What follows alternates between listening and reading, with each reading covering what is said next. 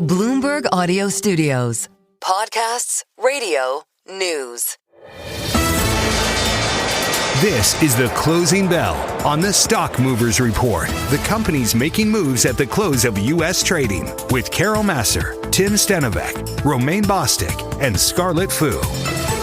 Number one gainer, Intel. Let's go right to it. That stock up as much as almost 9% today, finishing with a 7.4% gain. Again, it's that story that our team just put out about the Trump administration in talks to have the U.S. government potentially take a stake in the beleaguered chipmaker, helping support the company's efforts to really expand domestic manufacturing. Again, according to people familiar. Maybe we'll go back to gainers, but Matt, you've got some earnings related to the chip. I mean, since we're on chips, and I know a lot of people watch this show for the breaking earnings news at the close, we've got Applied Materials coming out with third quarter semiconductor system sales of $5.43 billion. The estimate was for $5.39 billion. The revenue on that level just a little bit stronger than expected. Net sales were $7.3 billion in total, and that beats the estimate by almost $100 million. $7.21 billion was the estimate. So better than expected on the sales side in terms of getting down to the bottom of the income statement. Adjusted EPS, $2.48. And we were looking for $2.36. So $2.48 over $2.36 is a beat for AMAT. And is that enough to move the stock in the after hours trade?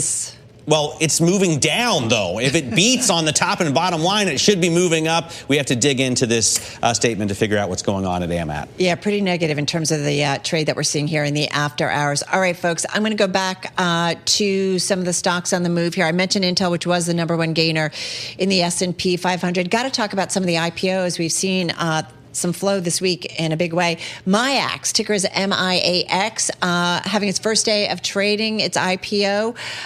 The exchange operator became the most recent financial services business to really get a warm welcome on Wall Street. The stock closing with a nearly 34% gain in today's session. Is it weird? What? Well, that an exchange operator would go public on another exchange? You know, Matt, we're living in weird It's so meta. times. It is. Am I wrong? It You're plays not wrong. a lot into derivatives. Can you go public on yourself? Doesn't it play a lot into derivatives and options? And I don't know, maybe it's another option? I mean, yes, you can go public on your own exchange, right? We see that with ICE, all of the other exchanges. Yeah. So why don't they? I don't know. Speaking of exchanges, how about Bullish? Let's go to Bullish. Another IPO this week. Well done. Well done. That went up another almost 10% in today's session. That's after at its highs yesterday, more than 200%, but really rallying for a second day. So, yeah, it's been kind of a good week for IPOs. So let's go to those that didn't do so well. John Deere tumbling today, down as much as 8.4% earlier in the session, down 6.7% on the day. The company trimming its annual earnings outlook. In fact, lower grain prices are causing struggling farmers to delay buying new machinery. That hitting the company's top line. Deere also saying tariffs, such as those on steel aluminum, are eating into profits in segments for small agricultural and turf, as well as construction and forestry. The company did estimate that tariff costs for the fiscal year would be $600 million. That's up from a previous estimate of $500 million. Coherent, down 19.6% today. It's the optical materials and semiconductor device company. Shares fell after the company late yesterday gave an outlook that some analysts said was underwhelming.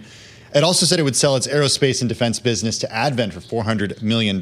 Companies that call Coherent a supplier include Cisco, HPE, Dell, Nokia, NVIDIA, Apple, and more. And finally, Tapestry. It's the parent company of Coach, Kate Spade, and Stuart Weitzman. Shares fell as much as 18% earlier in the session. Today, down 16% at the end of the day. Tariff costs, weakness when it comes to the Kate Spade brand. The company's Coach brand is still doing well, but President Trump's tariffs weighed on profit, on a profit outlook that trailed estimates, according to some analysts. Katie.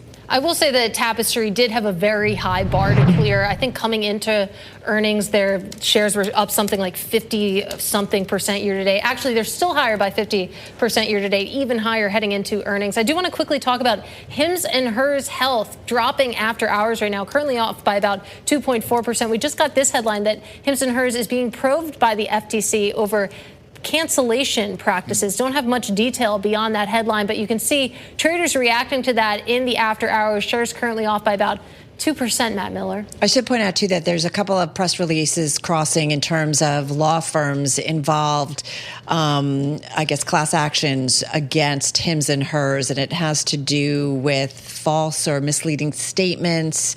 Hims and Hers was engaged in the deceptive promotion, sale of illegitimate knockoff versions of Wegovy, so it gets into kind of their core business. Anyway, there's a lot of detail in there, but it's all starting to trickle out, and that stock is definitely... I dodged a bullet there, right? I was just about to buy that stuff. The Stock Movers Report from Bloomberg Radio. Check back with us throughout the day for the latest roundup of companies making news on Wall Street. And for the latest market-moving headlines, listen to Bloomberg Radio live. Catch us on YouTube, Bloomberg.com, and on Apple CarPlay and Android Auto with the Bloomberg Business app.